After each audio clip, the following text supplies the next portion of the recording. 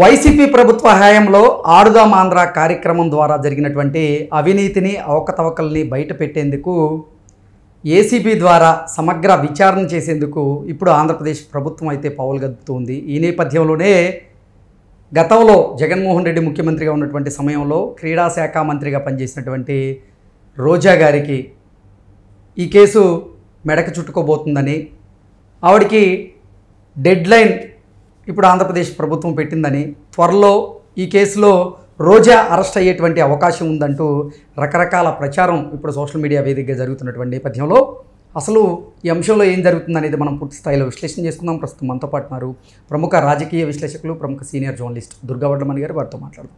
దుర్గా, నమస్తే అండి. నమస్తే అండి. ఆడుదాం ఆంధ్ర కార్యక్రమంలో అసలు ఎటువంటి అవినీతి జరిగింది, ఎటువంటి అవకతవకలు జరిగాయని తెలుసుకోవడానికి కోసం ఆంధ్రప్రదేశ్ ప్రభుత్వం అయితే ఏసీపీ ద్వారా సమగ్ర విచారణకు సిద్ధమవుతూ ఉంది. ఒకవేళ విచారణ కనుక ప్రారంభమయ్యి ఆడుదాం ఆంధ్ర కార్యక్రమం ద్వారా అవినీతి జరిగింది అని తెలిస్తే రోజా గారు అరెస్ట్ అవ్వడం ఖాయమా అంటే ఏం చెప్తారు? ఖచ్చితంగా అరెస్ట్ అవుతారు, సందేహం అని మీకు. ఎందుకంటే రోజా అనే ఆవిడ ఇటీవలి కాలంలో కూడా మీరు మమ్మల్ని అరెస్టులు చేస్తారా, మా మీద విచారణలు జరుపుతారా, మేము మళ్ళా వస్తాము, ఇంతకింత బదులు తీర్చుకుంటే ఎందుకంటే ఎక్కువే తీర్చుకుంటామని బెదిరించింది ఈ మధ్యన. అంటే మీరు మా మీద విచారణ జరిపించకండి అని ఇండైరెక్ట్గా చెప్పటం. అటువంటి రోజాకి నిన్నను అసెంబ్లీలో, ఎందుకంటే ఆడుదాం ఆంధ్ర అనేది 119 కోట్లు వాళ్ళు అందులో అవకతవకలు చేశారు. రాష్ట్ర వ్యాప్తంగా ఉన్నటువంటి యువతి యువకుల్లో, ముఖ్యంగా గ్రామీణ ప్రాంతాల్లో ఉన్నటువంటి యువతి యువకుల్లో ఉన్నటువంటి నైపుణ్యాన్ని బయటికి తీసుకొస్తామనేటువంటి ఉద్దేశంతో అప్పుడు వైసీపీ ప్రభుత్వం అత్యంత ప్రతిష్టాత్మకంగా చేపట్టిన కార్యక్రమమే ఈ ఆడుదాం ఆంధ్ర. అయితే యువతీ యువకుల్లో ఉన్నటువంటి నైపుణ్యాన్ని బయటికి తీసుకురావడం ఏమో పక్కన పెడితే, రోజా గారు మాత్రం తనలో ఉన్నటువంటి నైపుణ్యాన్ని బయటికి తీసుకొచ్చి తన చేతివాటాన్ని ప్రదర్శించారు. తనతో పాటుగా బైరెడ్డి సిద్ధార్థరెడ్డి వారిద్దరూ కలిసి ఈ ఆడుదాం ఆంధ్ర కార్యక్రమం ద్వారా 119 కోట్ల రూపాయలు కొలగొట్టారు అనేటువంటి ఆరోపణలు వారి మీద వస్తూ ఉన్నాయి. ఏంటి, దీన్ని ఎలా చూడాలి? మీరు చెప్పినట్టుగా గ్రామీణ, జిల్లా, రాష్ట్ర స్థాయిలో, అంటే గ్రామీణ, మండల, జిల్లా, రాష్ట్ర స్థాయిల్లో వీళ్ళకంతా మంచి చేస్తామని చెప్పి ఆడుదాం ఆంధ్ర కార్యక్రమాన్ని పెట్టి అవేవి సరిగా చేయకుండా లాస్ట్కి ఫైనల్గా వాటిని ముగింపు వేడుకలు కూడా ఎక్కడో ఫారిన్ నుంచి ఎవరినో తీసుకొచ్చి జగన్మోహన్ రెడ్డి వచ్చినట్లేరు, ప్రచారానికే 39 కోట్లు ఖర్చు పెట్టారు. ఉత్త ప్రచారానికి అంటే 39 కోట్ల ప్రచారానికంటే వాళ్ళు ఎంత నొక్కేసి ఉంటారో ఆలోచించండి. వాళ్ళు ఇచ్చిన కిట్లు కూడా చాలా నాసిరకం ఇచ్చారు. సో మీకు ఎక్కడికక్కడ అంటే వాళ్ళు చూపించింది ఒకటి, ఇచ్చింది ఒకటి, అక్కడ కనిపించింది ఒకటి. కాబట్టి ఆవిడ చాలా క్లియర్గా ఇరుక్కుంది ఆవిడ. సో మీరు చెప్పినట్టుగా ఆవిడతో పాటు బైరెడ్డి సిద్ధార్థరెడ్డి కూడా ఇరుక్కున్నాడు ఇవాళ. అప్పుడు శాప్ చైర్మన్ ఆయన, కరెక్ట్. ఈవిడ అప్పుడు క్రీడా శాఖ మంత్రి, పర్యాటక శాఖ మంత్రి. కాబట్టి మొత్తం వైసీపీ వాళ్ళందరూ కూడా మమ్మల్ని అరెస్ట్ చేసుకోండి, మాకేం భయం లేదు, ఏం చేస్తారో చేసుకోండి అని ఒక్కొక్కడు సవాల్ విసిరాడు కదా. అంటే 9 నెలలు ఈ ప్రభుత్వం పట్టించుకోలేదు అంటే వీళ్ళు ఏమనుకున్నారంటే ఈ ప్రభుత్వం అన్నేమీ చేయదు, వీళ్ళు దాని మీద దృష్టి పెట్టలేదు అనుకున్నారు. అక్కడ పొరపాటు పడ్డారు వైసీపీలో పనిచేసిన మాజీ మంత్రులు కానీ, మాజీ ఎంపీలు కానీ, మాజీ ఎమ్మెల్యేలు కానీ, వీళ్ళందరూ కూడా. ఎందుకంటే దృష్టి పెట్టింది ప్రభుత్వం. అంటే ముఖ్యంగా పోలీస్ శాఖ వాళ్ళు ఏం చేశారు, మొత్తం ఎవిడెన్స్లు కలెక్ట్ చేసుకుంటే కానీ, పూర్తిగా వాళ్ళ దగ్గర ఆధారాలు ఉన్నాక అప్పుడు కానీ బయటికి రాదలుచుకోలేదు. ఎందుకంటే చంద్రబాబు నాయుడు గారిని వీళ్ళు తక్కువ అంచనా వేస్తున్నారు, వీళ్ళకి తెలియదు. ఆయన ఇవాళ ఏదో ఒక కేసు పెట్టేసి అరెస్ట్ చేయించి వాళ్ళు మళ్ళీ బయటకు వచ్చేసి అది కాదు పద్ధతి. ఇప్పుడు వాళ్ళని అరెస్ట్ చేయడం అనేది ముఖ్యం కాదు, అక్కడ న్యాయం జరగాలి. నిజంగా వాళ్ళు తప్పు చేస్తే తప్పుకి తగ్గ శిక్ష పడాలి, ప్రజల్లో కూడా ఓకే ఈ ప్రభుత్వం కరెక్ట్గా చేస్తుంది అని ఒక భావన రావాలి.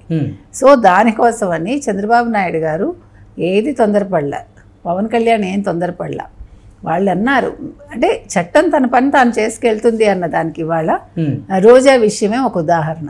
119 కోట్లు ఆవిడ ఆల్రెడీ మనం మాట్లాడింది మా అందరం కూడా. సో ఆవిడ అవినీతి చేశారనే దానికి పక్కా ఆధారాలతో వాళ్ళు ముందుకెళ్తున్నారు. అయితే నిన్న సభలో దీని మీద చర్చ జరిగినప్పుడు మంత్రి రాంప్రసాద్ రెడ్డి ఎవరైతే ఉన్నారో క్రీడా శాఖ మంత్రి, ఆయన ఏమన్నారంటే నాకు 45 రోజులు టైం కావాలి, బికాజ్ అన్నీ కూడా కరెక్ట్గా చూసుకుని అందరినీ మేము అంటే ఎవరెవరు ఏంటి అనేది తెలియాలి కదా, ఎవడు తప్పు చేశాడు ఎవడు ఒప్పు చేశాడు. అసలు ఈ ఆడదామాంధ్ర కార్యక్రమంలో అవినీతి జరిగిందా లేదా, అవకతవకలు జరిగాయా లేదా, మేము ఆ ఏసీపీ ద్వారా సమగ్ర విచారణ చేయిస్తాము, విచారణలో గనక అవినీతి జరిగింది తేలితే మాత్రం వారి మీద కఠిన చర్యలు తీసుకుంటామంటూ కూడా ఆయన చెప్పినటువంటి నేపథ్యంలో ఇక రోజా గారికి గడ్డి కోలం తప్పదు అనేటువంటి వాదనలు తెర మీదకి వస్తూ ఉన్నాయి. దాన్ని ఎలా చూడాలంటారు? అదే యాంటీ కరప్షన్ బ్యూరోనే కదా ముందుకెళ్ళాలి. వాళ్ళు వెళ్ళి మొత్తం అంతా సమగ్రంగా విచారణ చేశాక, అంటే ఇప్పుడు మీ దగ్గర రసీదులు ఉంటాయి, మీరు ఏం చేశారు అనేది, మీరు దొంగతనంగా చేశారా దొరతనంగా చేశారా అనేది తెలుస్తుంది కదా. ఇప్పుడు ఇవాళ బోర్గడ్డదే నిన్న తీసుకోండి, రెండోసారి మధ్యంతర బెయిల్ కోసం లలిత సూపర్ స్పెషాలిటీ హాస్పిటల్ది ఆయన దొంగ సర్టిఫికేట్ పెట్టాడా లేదా, అది విచారణలో తేలింది కదా, కోర్టే నిర్ఘాంతపోయింది కదా. ఆ రకంగా అంటే వీళ్ళు అనుకుంటారు మనం తప్పు చేసిన ఎవడు పట్టించుకోడని. ఇంకొక పెద్ద పొరపాటు మనం ఎన్నిసార్లు చెప్పుకున్నా, ఈ 30 ఏళ్ళు అనేది మాత్రం ప్రతి వైసీపీ నాయకుడి కొంప ముంచింది. ప్రతి మంత్రిగా పనిచేసిన వాళ్ళు కావచ్చు, లేకపోతే ఎమ్మెల్యేగా ఉన్నవాళ్ళు కావచ్చు, ఎంపీలుగా ఉన్నవాళ్ళు కావచ్చు, నియోజకవర్గాల్లో రెచ్చిపోయే వాళ్ళు, అంటే అపోజిషన్ వాళ్ళని తొక్కేయడమే కాకుండా దొరికినంత దోచేసుకునే దానికి అంటే అలవాటు పడి, ఇంకా మనం మళ్ళా వస్తాం, మన ఎవడు పట్టించుకుంటాడు, మన ఎవడు అరెస్ట్ చేస్తాడు, మన రాజ్యమే అనుకుని అక్కడ జగన్మోహన్ రెడ్డి అడ్డగోలుగా సంపాదిస్తే ఇక్కడ వీళ్ళు కూడా అదే చేశారు. ఇప్పుడు రోజా ఇంకొకటండి, ఆడవాళ్ళు అనే పదాన్ని మాత్రం మీరు తప్పు చేసినప్పుడు ఆపాదించద్దు. తప్పు చేసినప్పుడు నేను ఎస్సీని, నేను ఎస్టీని, నేను బీసీని వద్దు. అలాగే అంటే మీరు చేసినటువంటి తప్పులు బయటకు వస్తే కులం కార్డును వాడడం, దాన్ని తప్పుదోవ పట్టించేటువంటి ప్రయత్నం చేయడం ఏంటిది అంటే రాజకీయాల్లో సర్వసాధారణం అయిపోతుంది ఈ మధ్య. అదే ఈ మధ్యలో దళిత ముద్దు బిడ్డ, నిన్న ఎవరు విడదల రజని అంటుందా, రోహిత్ అనేవాడు అరెస్ట్ అయ్యాడు చూడండి, దళితుడు, ఆయన దళిత ముద్దు బిడ్డట. అంటే దళిత ముద్దు బిడ్డ అయితే అరెస్ట్ చేయరు, తప్పు చేసిన వాడు మనిషి కదా, దళితుడు కాదుగా తప్పు చేసేది, లేదా తప్పు చేసేది ఒక అది నువ్వు కదా వ్యక్తిగా, నువ్వు ఒక మనిషిగా తప్పు చేస్తున్నావు.